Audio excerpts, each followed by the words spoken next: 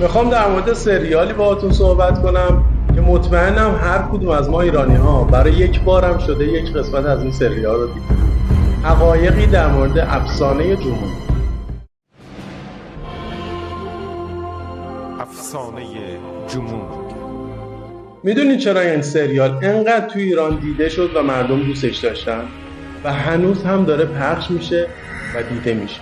چون بسیاری از ایده های ناب این سریال برگرفته از تاریخ ایران باستان و تو ضمیر ناخودآگاه ما هست. جمون به معنای کماندار ماهر برگرفته از شخصیت آرش کمانی.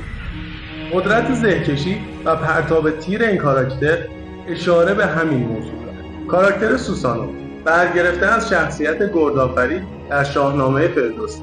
اگر شاهنامه فردوسی رو مطالعه کنید، در قسمتی در جنگ گردآفرید و سهراب میگوید رها شد ز بند زره موی او، درفشان چو خورشید شد موی او، که همین یه بیت در یکی از سکانس‌های آشنایی جمون و سوسانو به همین موضوع اشاره می‌کنه.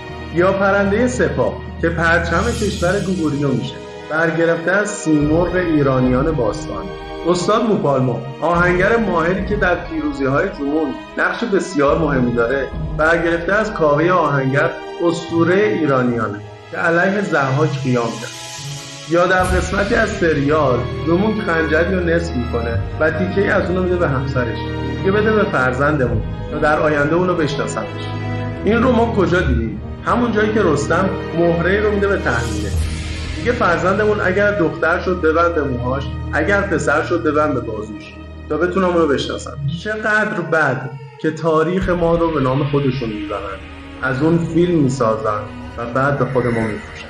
علاوه بر این که در صنعت فیلمسازی بسیار ضعیف عمل میکنن، ما مردم خودمون هم متحد نمیشیم که اطلاعات همه جانبه خودمون رو بالا ببریم.